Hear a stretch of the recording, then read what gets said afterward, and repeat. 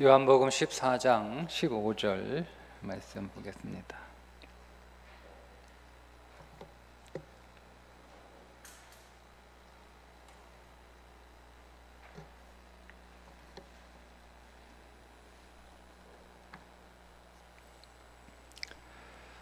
다 함께 읽습니다. 너희가 나를 사랑하면 나의 계명을 지키리라. 아멘. 부활하신 주님께서 제자들에게 세 번째, 그러니까 제자들이 모여 있을 때 세 번째 제자들을 찾아가시는데, 그때 베드로와 7명의 제자들이 갈릴리에서 고기를 잡고 있을 때였죠. 그래서 그들이 밤새 그물을 던졌지만 물고기를 한 마리도 잡지 못했을 때 주님께서 오른편에 그물을 던져라 말씀하셔서 그 말씀에 순종하여 오른편에 그물을 던지니까 많은 물고기 153마리, 그물이 찢어지지 않는 물고기를 잡고, 요한이 주님이시다 이렇게 소리치니까 베드로가 옷도 제대로 입지 못하고 배가 육지에 닿기도 전에 배에서 뛰어내려 헤엄을 쳐서 주님께 와보니 주님께서 숯불 위에 고기를 한 마리 굽고 계셨고, 그 조반을 다 먹은 후에 주님께서 베드로에게 물어보시죠. 네가 나를 사랑하느냐? 네가 나를 사랑하느냐? 네가 나를 사랑하느냐? 이렇게 세 번 물으십니다. 그리고 그 물음에 베드로는 주님이 아시지요. 주님이 아시지요. 주님이 아십니다. 이렇게 대답을 합니다. 베드로에게 했던 질문은 동일하게 우리에게 했던 질문이기도 합니다. 주님은 항상 오늘 우리들에게 네가 나를 사랑하느냐 이렇게 묻고 계십니다. 여러분은 어떻게 대답을 하시겠습니까? 베드로는 내가 사랑하는 줄 주님이 아십니다. 이렇게 대답을 합니다. 우리도 주님이 네가 나를 사랑하느냐라고 물으신다면 아마 여기에 계신 모든 분들은 한 분도 예외 없이 저도 주님 사랑합니다. 이렇게 고백을 할 것입니다. 그런데 과연 우리가 주님을 사랑한다라고 고백은 하지만 그냥 말로 주님을 사랑한다라고 하는 게 아니라 정말 오늘 우리가 주님을 사랑해야 되는데 주님을 사랑한다는 것이 무엇일까? 예배를 잘 드리는 것이 주님을 사랑하는 것일까? 사울 왕이 하나님의 말씀을 어기고 전쟁에서 전리품들을 챙깁니다. 하나님은 분명히 그 전쟁은 하나님의 전쟁, 그 어떤 것도 남기지 않는 모든 것들을 진멸하는 전쟁을 명령하셨지만 사울 왕은 그 가운데서 전리품을 챙기게 되죠. 그것이 문제가 돼서 사울 왕에게 왜 하나님 말씀대로 순종하지 않고 당신 마음대로 임의로 판단해서 전리품을 챙겼냐 이렇게 물어보니까 사울 왕이 하는 대답이 내가 하나님 예배하려고 하나님 앞에 제사를 잘 드리려고 그래서 제물을 준비한다고 그래서 전리품을 챙겼다 이렇게 대답을 합니다. 그 대답에 사무엘 선지자가 사울 왕에게 이렇게 말합니다. 사무엘이 이르되 여호와께서 번제와 다른 제사를 그의 목소리를 청종하는 것을 좋아하심같이 좋아하시겠느냐? 순종이 제사보다 낫고 듣는 것이 수양의 기름보다 나으니 이는 거역하는 것은 점치는 죄와 같고 완고한 것은 사신 우상에게 절하는 죄와 같음이라. 왕이 여호와의 말씀을 버렸으므로 여호와께서도 왕을 버려 왕이 되지 못하게 하셨나이다.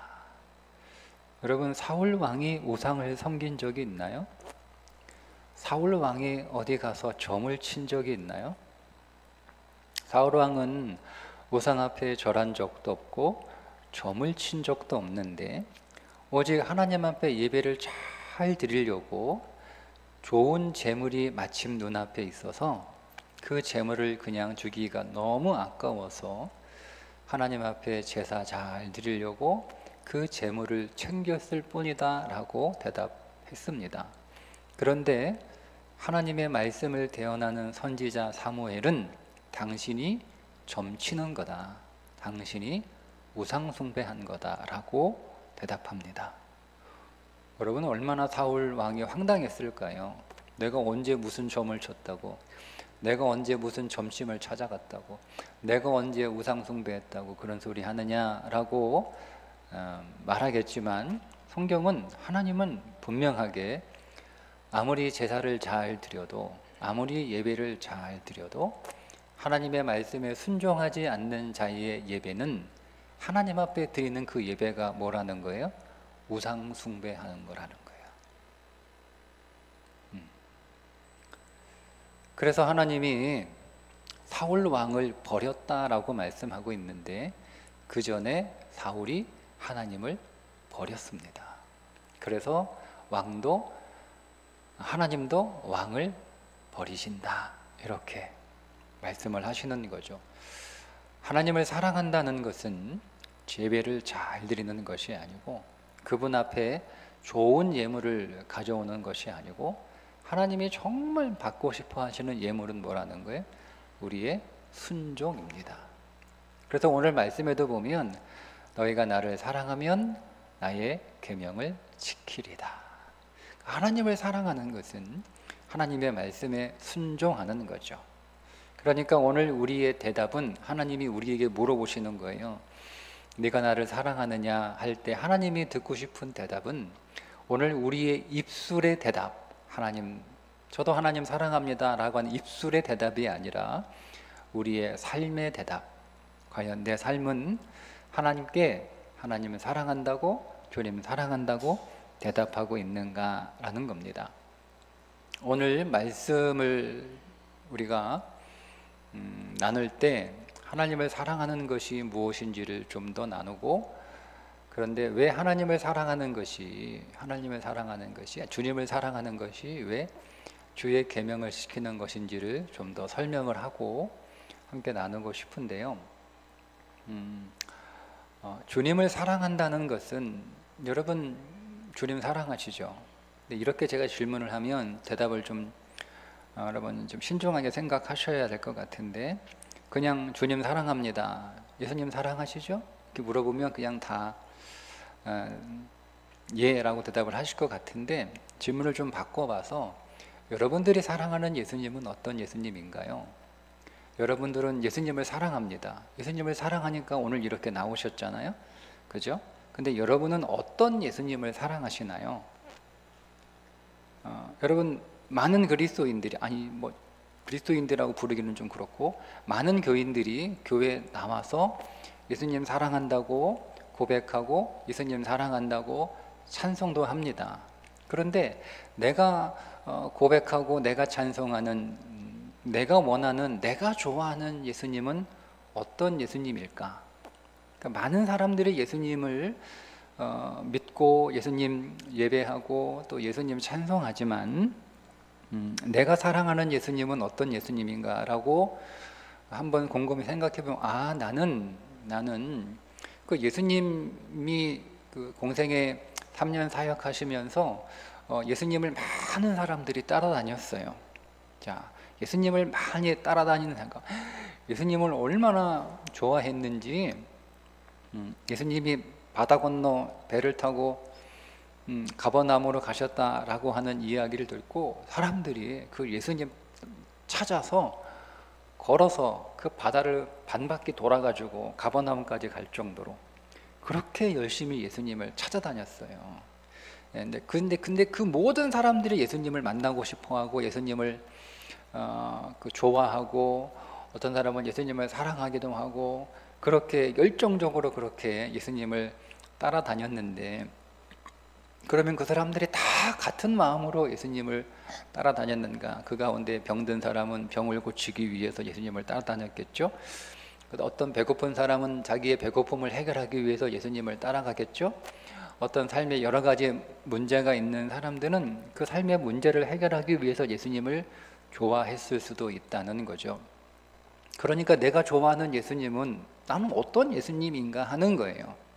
그게 다 다를 수 있어요. 그런데 요한복음 14장에서 예수님은 뭐 하러 오셨는가를 최종적으로 밝혀요. 나는 뭐 하러 왔는가? 뭐 하라는가? 십자가에 죽기 위하여 이 땅에 오신 건 맞아. 근데 예수님이 십자가에 왜 죽으셨는가? 그래서 14장 1절에 제자들에게 마지막 이별을 고하면서 이 제자들이 예수님 이제 떠난다니까 너무너무 걱정되고 두려우니까 예수님이 그들에게 두려워하지 말라, 두려워하지 말라. 그러면서 하시는 말씀이 내가 너희를 위하여 처소를 예비하러 가노니 이렇게 말씀하세요.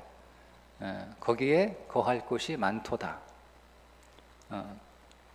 여러분, 그러니까 요한복음 14장에서 예수님은 어떤 예수님이냐면 최종적으로 우리의 처소를 예비하러 오셨어요. 그러니까 예수님은 오늘 우리를 구원하신 목적도 우리에게 하나님 나라의 어떤 처소를 제공해 주시기 위하여 이 땅에 오셨다는 거예요. 예수님의 사역이 시작이 됩니다. 처음에 병든 자를 고치는 것부터 시작을 하죠. 그렇게 해서 쭉쭉 예수님이 병든 자도 고치고 배고픈 자도 고치고 눈먼 자도 고치고 이렇게 예수님이 이렇게 사람들을 문제를 해결해 나가세요. 그리고 나서 최종적으로 예수님의 마지막 기적이 뭐냐면 죽은 나사로를 살리는 거예요. 그러니까 문제를 해결하고 병든 자를 고치는 예수님의 사역이 점점점 이렇게 커지고 확장되면서 결국 마지막에 예수님이 최종적으로 행하셨던 기적은 죽은 나사로를 살리는 거예요. 자, 이 모든 것들을 다 하시고 나서 예수님이 나는 뭐 하러 왔냐? 이렇게 말씀하세요. 예수님이 나 병든 자 고치러 왔어. 배고픈 자 배부르게 하려고 왔어. 나는 죽은 자 살리러 왔어. 이렇게 말씀하시는 게 아니라 나는 처소를 예비하러 왔어. 이렇게 말씀하시는 거예요. 나는 처소를 예비하러 왔어. 그러니까 예수님은 우리의 처소를 예비해 주시기 위하여 우리가 죽어서 가게 될 그곳에 우리가 영원히 거할 처소를 우리에게 주시기 위하여 이 땅에 오셨다는 거예요. 그래서 예수님을 사랑한다는 것은 예수님이 예비해 주실 처소를 사랑한다는 거예요. 왜? 그분은 내 처소를 예비해 주시러 오신 분이니까. 그분은 내 처소를 준비해 주시려고 오신 분이시니까. 그러니까 우리가 예수님을 결국 좋아하고 사랑한다는 것은 오늘 우리가 이 땅에서 여러 가지 겪게 되는 삶의 문제를 해결해 주시기 때문에 좋아하는 게 아니고, 여러분, 우리의 삶의 문제가 예수님이 이 땅 위에서 다 해결해 주셔도 여러분 죽고 나면 갈 데 없으면 어떻게 할 거예요? 여기서 문제가 다 해결됐어. 배고픔의 문제 해결됐죠. 질병의 문제 해결됐죠. 심지어 이 땅에서 죽음의 문제까지 해결돼가지고 죽었다가 다시 살아날 정도로 그렇게 다 해결됐어요. 그런데 결국 다 죽잖아요. 나사로도 죽는단 말이에요. 근데 결국 우리는 한 번 죽는 것은 사람에게 정한 일이기 때문에 다 죽습니다. 그리고 나서 우리가 어디론가 가야 되는데 갈 곳이 없어요. 그러면 우리가 여러분 이 땅에서 우리 인생의 온갖 문제들이 다 해결된다는데 그게 무슨 의미가 있겠어요? 길어봐야 100년도 안 되는 짧은 인생을 살아가면서 문제없이 살아가다가 결국 우리가 영원히 살아가야 되는데 그 영원한 시간 속에 우리의 거처가 없단 말이에요. 내 처소가 없단 말이에요. 그러니까 주님이 오늘 우리에게 오셔서 우리에게 주시는 가장 큰 선물이면 그건 뭐냐면 우리의 영원히 거할 처소를 준비해 주시기 위하여 이 땅에 오셨다는 것이고, 우리가 예수님을 좋아한다라고 하는 것은, 사랑한다는 건 예수님이 준비하실 그 처소를 좋아하고 그 처소를 사랑한다라는 말씀입니다.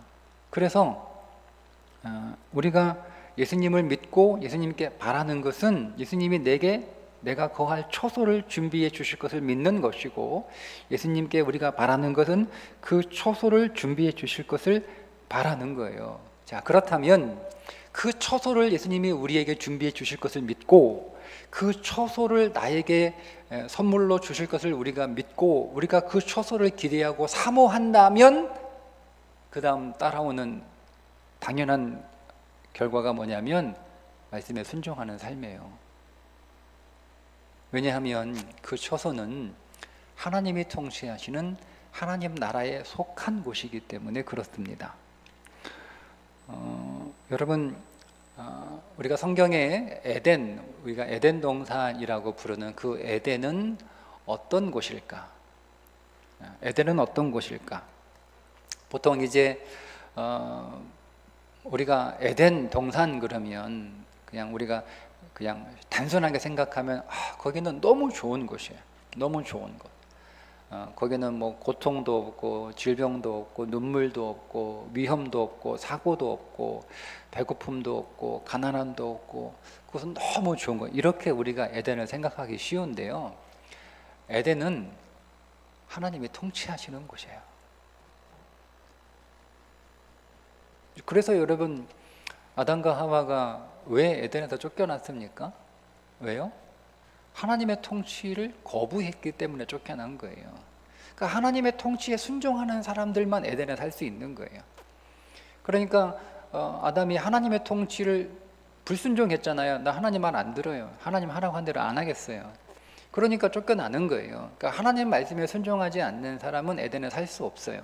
그러니까 에덴에 누가 사는 거예요? 하나님 말씀에 순종하려고 하는 사람들이 에덴에 사는 거예요. 그러니까 우리가 구원을 얻었다라고 하는 것은 우리가 쫓겨난 그 에덴으로 다시 들어간다는 뜻이잖아요. 그죠? 네. 집에서 부모님 말 계속 불순종하고 말도 안 듣고 자기 멋대로 하고 자기 뜻대로 하고 하는 자식이 하나 있는데 부모가 하도 말 안 듣고 그러니까 너 그러면 나가. 내 말 안 듣는 놈 자식 필요 없어 하고 쫓아냈어요. 그럼 이거 아들 쫓아내죠. 그죠? 다 좀 나가줘. 그럼 나가라고 나갈게 하고 나갔어. 나가서 이렇게 살다 보니까 자기 마음대로 살면 뭐 인생 편하고 자기 마음대로 다 했으니까 행복하고 이럴 줄 알았어. 근데 나가 보니까 그렇게 안 되는 거예요. 안 되는 거예요. 그래가지고 고생 죽도록 하는 거죠. 그래서 막 후회하는 거예요.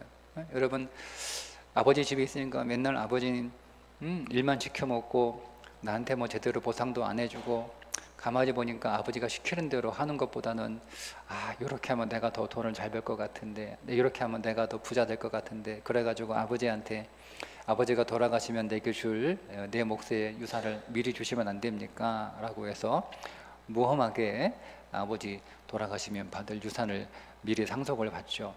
그렇게 해서 이제 그 상속 받아가지고 밖에 나가서 이제 자기는 부푼 꿈을 안고 열심히 내가 일하면 크게 성공할 줄 알았는데 옆에서 처음에 돈 많이 가졌으니까 사람들이 와가지고 뭐 자기들 잘해주고 칭찬해주고 입 바른 소리하고 뭐 이렇게 하니까 기분 좋다가 이제 뭐 해봤어야지. 그동안 아버지가 다 가르쳐줘서 한 건데 다 자기가 잘한 줄 아는 거예요. 아버지가 판 다 깔아놓고 아버지가 다 준비해놓고 아버지가 다 만들어놔서 다 가르쳐주고 이래서 자기가 그 일을 잘했던 건데 자기가 잘해서 그런 줄 알고 자기도 잘하겠다고 해서 나가봤더니 잘하긴 뭘 잘해. 계속 망하는 거죠. 계속 망하는 거예요. 그래 망하고 망해서 결국 돼지 치는 데까지 갔단 말이에요. 유대인이 돼지 치는 데 갔다는 것은 갈 수 없을 곳에 갔다는 뜻이에요. 거기까지 간 거예요. 가서는 안 되는 데까지 간 거예요. 그 밑바닥까지. 그래가지고 아버지 집이 그리워요. 아버지 집에 가야겠다라고 그 아버지 집에 다시 돌아가는 그 아들은 반드시 뭐가 결심이 되겠죠? 또 아버지 집에 들어가가지고 또 아버지만 안 들어 내 마음 이런 마음을 가지고는 아버지 집에 갈 수 없잖아요. 아버지 집에 다시 들어간다라고 하는 생각은 그 마음은 이제 아버지 집에 가면 무조건 아버지 말 잘 들어야지. 아버지 시키는 대로 다 순종해야지. 내가 못 모르고 그냥 무조건 아버지 이렇게 하면 안 돼요. 아버지 이게 더 방법이 좋아요. 아버지가 시대가 뒤떨어져가지고 그러는 거예요. 요즘 시대는 이렇게 하면 안 돼요. 계속 아버지 말씀 안에 토달고 간혹 내 마음대로 했는데 나와 보니까 아버지 말씀이 다 맞는 거야. 나는 사실은 다 아는 줄 아는데 나는 하나도 모르고 다 틀린 거야. 후회하고 아버지 집에 다시 돌아가겠다고는 그 탕자의 마음 안에는 이제는 가면 아버지 말씀 잘 들어야지. 이게 여러분 정상이잖아요. 그죠? 응? 똑같이 가서도 내가 아버지 말 안 들어라고 하는 탕자가 아버지 집에 돌아간, 이건 비정상이에요. 그죠? 그러니까 여러분, 우리가 구원을 받았다, 에덴이 회복되는 것이고 에덴으로 다시 돌아가는 것이고, 구원을 받은 사람은 반드시 뭐가 전제돼야 되는 거예요? 이제는 하나님 말씀에 순종하며 살아야지. 왜? 에덴은 하나님이 통치하시는 곳이니까. 그게 에덴이에요. 하나님이 통치하시는 곳, 그 하나님의 통치에 순종하고 그 하나님의 다스리심에 복종하여 사는 곳, 그곳이 에덴입니다. 그러니까 여러분, 여러분의 가정이 하나님이 통치하시는 가정이 되면, 그 말은 여러분이, 내 가정이 하나님이 통치하시는 그 통치하심에 순종하고 그 통치하심에 복종하는 가정이 되면 여러분 가정이 에덴인 거예요. 여러분 마음이, 여러분이 하나님의 말씀에 순종하는 삶을, 그분의 통치 앞에 내가 겸비하게 무릎을 꿇고 주님 100% 옳습니다, 주님 말씀만 하옵소서, 제가 듣겠나이다 라고 여러분 고백하면 여러분의 마음이 에덴인 거예요. 그게 에덴이죠. 그곳이 에덴이란 말이에요. 여러분, 그래서 구원받은 백성은 반드시 순종하는 훈련을 하셔야 됩니다. 그래야 여러분들 주님이 예비해 놓으신 그 처소에 가서 잘 살 수 있어요. 그러니까 안 맞는 거예요. 내가 이 땅에서 순종하는 훈련을 안 한 거예요. 여전히 내 마음대로 살고 내 뜻대로 살고 내 욕심대로 살고 내 방법대로 살아요. 그러니까 하나님 말씀에 순종하지 않았어. 여러분, 그러면 여러분 하나님 나라에 가면 여러분 못 살아요. 살 것 같아요? 여러분, 노숙하는 분들, 이분 노숙하는 분들 너무 불쌍하고 삶의 질이 너무 떨어지니까 이 사람들을 그래도 조금 이렇게 삶의 질을 높이고 좀 잘 살기 위해서 이 노숙하는 분들 다시 재개할 수 있는 그런 사업들을 국가에서 하잖아요. 그래서 이 사람들 밖에서 막 뭐 박스 깔고 자고 뭐 이렇게 하는 것들이 이제 어떤 장소나 어떤 센터를 만들어 가지고 노숙하는 분들 이렇게 다 불러 가지고 거기에서 이제 먹이고 재우고 또 뭐 또 가르치고 해서 자격증 따게 하고 이렇게 하시잖아요. 그럼 여러분 얼마나 좋아요. 우리 생각하기에 길바닥에서 맨날 자고 겨울에 춥고 제대로 얻어먹지도 못하고 먹지 못하고 굶는 날이 태반이고, 그래 사는 게 너무 힘들어서. 근데 어디 가니까 먹여주죠, 재워주죠, 입혀주죠, 그 다음에 뭐 일도 가르쳐주죠, 자격증도 따게 해주죠. 얼마나 좋아요. 돈을 받는 것도 아니고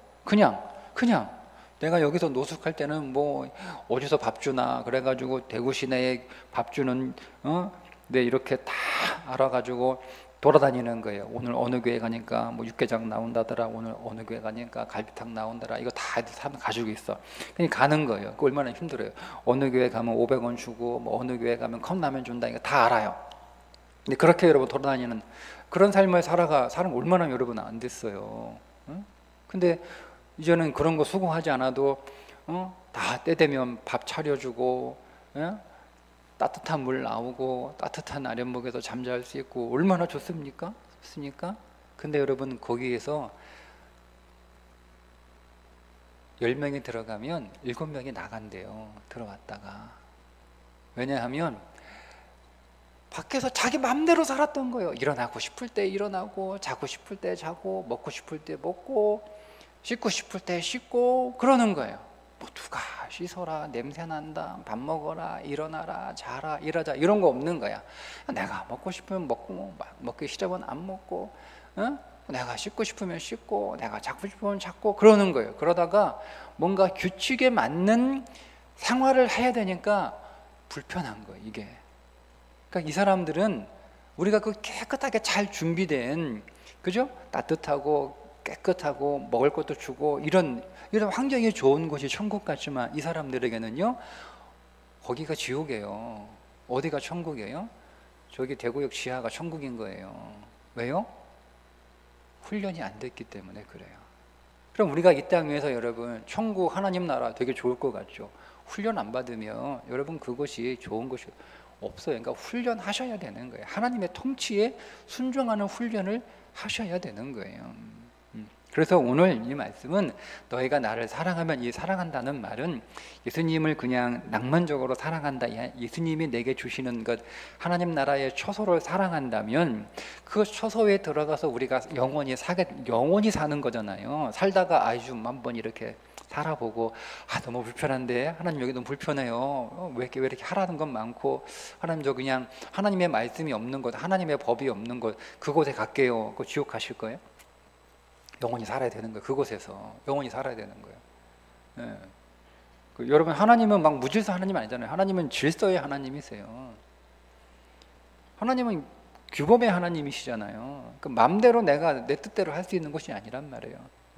하나님의 통치를 기뻐하는 곳, 거기서 살려면, 그러니까 나의 계명을 지켜라. 이 말은 너희가 영원히 살아갈 그 처소에서 정말 잘 살 수 있도록 내 계명을 지키는 훈련을 잘 해라, 이렇게 오늘 말씀하고 있는 거죠. 그러면 하나님의 계명을 우리가 잘 지키기 위해서는 그냥 말씀 지켜야지 이렇게 해도 되는 게 아니에요. 우리 그렇게 해봤잖아요. 오늘 설교 듣고 오늘 그럼 하나님 말씀 잘 순종해 봐야지. 여러분, 이게 우리가 이렇게 다짐한다고 해서 말씀을 지킬 수 있는 게 아니에요. 하나님 말씀을 지키려면 그 먼저 선행되어져야 할 전제 조건이 있습니다. 그게 우리가 읽지 않았지만 21절인데요. 21절에 이렇게 말씀하고 있어요. 나의 계명을 지키는 자라야 나를 사랑하는 자니. 이렇게 나의 계명을 지키는 자라야. 근데 사실은 하나가 빠졌어요. 언어 성경 그대로 번역을 하면 나의 계명을 가지고 지키는 자라야. 그러니까 여러분이 계명을 지키려면 조건이 있어요. 여러분들이 계명을 갖고 있어야 돼요. 계명을 갖고 있어요. 근데 이 계명을 갖고 있다라고 하는 이게 무슨 의미인가? 성경에 이 계명을 가지다, 이게 에코라고 하는 단어인데요. 이 에코라고 하는 단어가 쓰여진 성경 구절을 찾아보면 계명을 가진다라고 하는 게 어떤 뜻인지를 우리가 알 수 있는데, 제가 4가지만 말씀을 드리면, 첫째, 계명을 가진다라는 것은 계명을 소중하게 간직해야 된다는 뜻입니다. 계명을 소중하게. 누가복음 19장 20절인데요. 또 한 사람이 와서 이르되 주인이여 보소서, 당신의 한 문화가 여기 있나이다. 내가 수건으로 싸 두었나이다. 한 문화를 안 잃어버리려고 수건으로 잘 싸놨어요. 여러분, 그 말은 뭐냐면 내가 잘못하면 이 계명을 잃어버릴 수 있으니까, 계명을 잊어버릴 수 있으니까 내가 이 계명을 소중하게, 분실하지 않도록 이 말씀을 잘 간수하는 거예요. 그게 우리 안에 먼저 있어야 되는 거예요. 그게 어떤 거죠? 여러분, 성경을 읽을 때 이거 빨리 읽고 오늘 내가 성경 통독 체크 오늘 했다고 다 해야지, 그렇게 하는 게 아니에요. 여러분, 설교 들을 때 오늘 설교 빨리 좀 끝나고 오후에 좀 만나러 가는데, 그렇게 하는 게 아니에요. 여러분, 성경을 읽을 때, 설교를 들을 때, 여러분들이 말씀을 묵상할 때 그 말씀 안에서 여러분들을, 그 말씀을 관심을 갖고 소중하게, 여러분이 정말 맛있는 거 있으면 어때요? 맛있는 거 있으면 금방 먹어요? 아껴 먹잖아요. 그죠? 맛을 음미하면서 천천히 그죠? 그런 것처럼 여러분, 성경 그렇게 읽고 있나요? 여러분, 설교 그렇게 듣고 있습니까? 그게 첫 번째 마음이에요. 말씀을 잘 간직할 수 있어야 돼요. 말씀을 여러분 안에 잘 담아둘 수 있어야 돼요. 그게 첫 번째 조건이에요. 두 번째, 항상 주의 말씀과 함께 해야 됩니다. 그게 가진다는 뜻이에요. 마가복음 10장 22절에 보면 그 사람은 재물이 많은 거로 이 말씀으로 인하여 슬픈 기색을 띠고 근심하며 가니라. 그러니까 이 말을 오늘 말씀하고 풀어서 하면, 이 사람은 늘 돈하고 같이 가요. 이 사람은 늘 돈하고, 어디 가나 돈하고 있어요. 돈이 있는 곳에 항상 있어요. 이 사람이 있는 곳에 항상 돈이 있어요. 그런데 예수님이 너 이제 좀 돈하고 떨어져 살아. 그러니까 근심이 되는 거예요. 자기는 돈하고 떨어져 본 적이 없어. 항상 돈하고 붙어 다녔어. 그 항상 돈하고 붙어 다니니까 마음이 너무 편하고 좋았던 거죠. 그죠? 여러분 주머니에 돈이 있을 때는 크게 걱정 안 되잖아요. 뭐 어디 가더라도 내 주머니에 돈이 있으면 그렇게 이렇게 걱정이 안 되는데, 내가 어느 날 가는데 돈이 없어. 응? 제가 이렇게 차를 운전하고 이렇게 가다가 기름이 다 떨어질 것 같아요. 그럼 이제 다음 주유소 들어가서 기름을 넣으면 되는데, 근데 제가 지갑을 놓고 온 거예요. 그래가지고 없어. 차 안에 돈이 하나도 없고, 카드도 없고 없는 거예요. 그러면 그때부터 이제 조마조마한 거예요. 제가 그래가지고 제 승용차 안에 항상 현금을 숨겨놔요. 네, 보물찾기 한번 해보세요. 항상 숨겨놔요. 그래가지고 제가 혹시 이렇게 돈이 없는 상태에서 그 차 우행을 하다가 기름 떨어지면 난감해지니까 항상 언제든지 제가 기름을 넣을 수 있도록 현금을 넣어놓는단 말이에요. 그러니까 마음이 편해. 기름이 조금밖에 없어도 마음이 편해. 네, 마음이 편해. 그러는 거예요. 그러니까 여러분, 이 사람은 항상 돈하고 같이 붙어 다니다가 그렇게 살아봤는데, 예수님이 너 지금 돈하고 좀 떨어져 있어 하니까 못 떨어지는 거예요. 네? 그게 말씀과 함께 하는 거예요.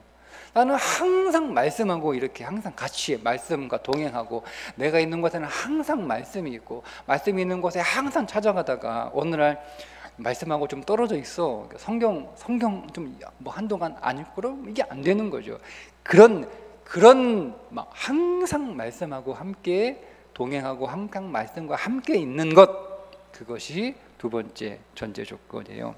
세 번째는 말씀을 우리 마음에 품고 있어야 되는 거예요. 마태복음 1장 18절인데요. 예수 그리스도의 나심은 이러하니라. 그의 어머니 마리아가 요셉과 약혼하고 동거하기 전에 성령으로 잉태된 것이 나타났더니. 잉태된 것, 이게 같은 단어예요. 그러니까 여러분, 말씀을 심지어 동행하는 정도가 아니고 내 속에 품고 있어야 되는 거예요. 마치 나와 하나인 것처럼. 여러분, 잉태된 태아와 엄마가 분리될 수 있나요? 분리될 수 없죠. 큰일 나는 거예요. 그러니까 엄마는 애 떨어지지 않으려고 20개월 동안 그렇게 조심을 하는 거잖아요. 그죠? 그럼 누가 깜짝 놀라, 아이고 애 떨어질 뻔했네, 이렇게 하는 거예요. 애 떨어지면 안 되는 거예요. 그게 말씀이 우리의. 그러니까 여러분, 우리가 말씀을 놓치면 안 되는 거지. 말씀이 여러분에게서 떨어지면 안 돼요. 그러니까 항상 조심해야 되는 거예요. 여러분, 말씀이 언제 떨어집니까? 여러분이 범죄하면 말씀이 떨어집니다.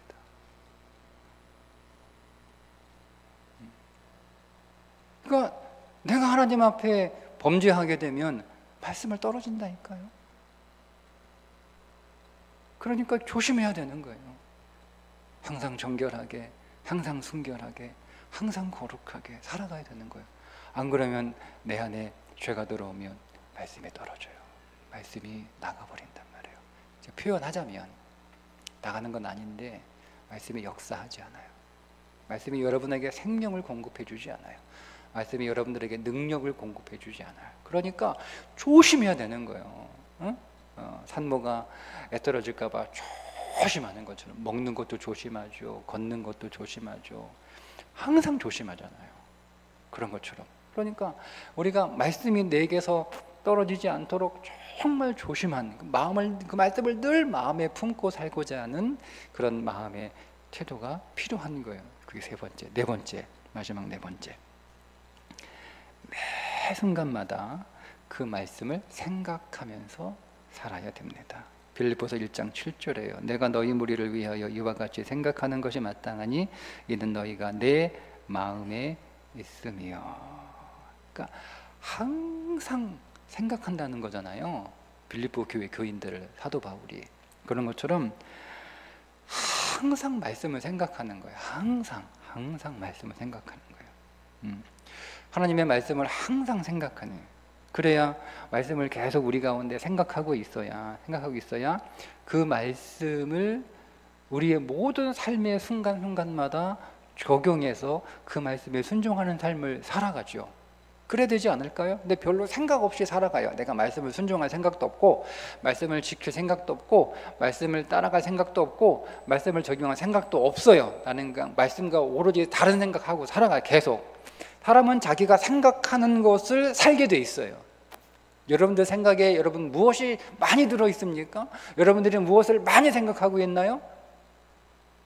그 생각이 여러분들의 삶입니다.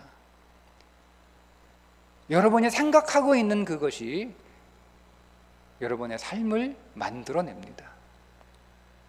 그럼 오늘 우리가 하나님의 말씀을 많이 생각하고 그 말씀을 묵상하고 그 말씀을 가지고 기도하고 그 말씀을 오늘 우리가 연구하고 그 말씀을 계속 온종일 내 마음과 내 머릿속에서 내 입술에서 그 묵상이잖아요. 계속 되씹는 거죠. 그렇게 할 때 우리는 말씀에 순종하는 삶을 살 수 있는 거예요. 이 네 가지예요. 그러니까 여러분 말씀을 먼저 가지십시오. 여러분 마음 안의 말씀을, 여러분의 삶 안의 말씀을, 여러분의 영 안의 말씀을 가지고 있어야 돼요. 그 말씀을 가지고 있는 자가 말씀에 순종할 수 있고, 그 말씀에 순종하는 자가 하나님의 통치에 순종하는 자이고, 그 하나님의 순종에 통치할 때 그가 비로소 하나님을 사랑한다 라고 말할 수 있는 성도인 것입니다. 우리가 누군가가 이제 저희 아내가 자주 이제 저한테 그런 소리를 했어요. 제가 결혼하고 철이 없을 때 말로만 사랑한다고, 말로만, 그죠? 네, 사랑한다고 말은 합니다. 근데 느끼기에는 말로만 하는 거예요. 사랑에 행동이 없는 거잖아요, 그죠? 네. 여러분, 주님은 다 아시잖아요. 주님은 오늘 눈먼 장님이 아니잖아요, 그죠? 주님은 이삭이 아니잖아요. 야곱이 형처럼 꾸미고 와서 너 누구냐? 목소리는 에서 같은데. 저 에서 맞아요. 만져보세요. 주님이 그런 눈먼 이삭은 아니잖아요. 주님은 다 아세요. 여러분의 입술의 고백이 여러분의 진심, 진정한 마음 되어서 삶을 통하여 우리가 주 앞에 믿음으로 고백되는 그런 사랑의 삶이 우리 가운데 있기를 주님의 이름으로 축복합니다. 기도하겠습니다.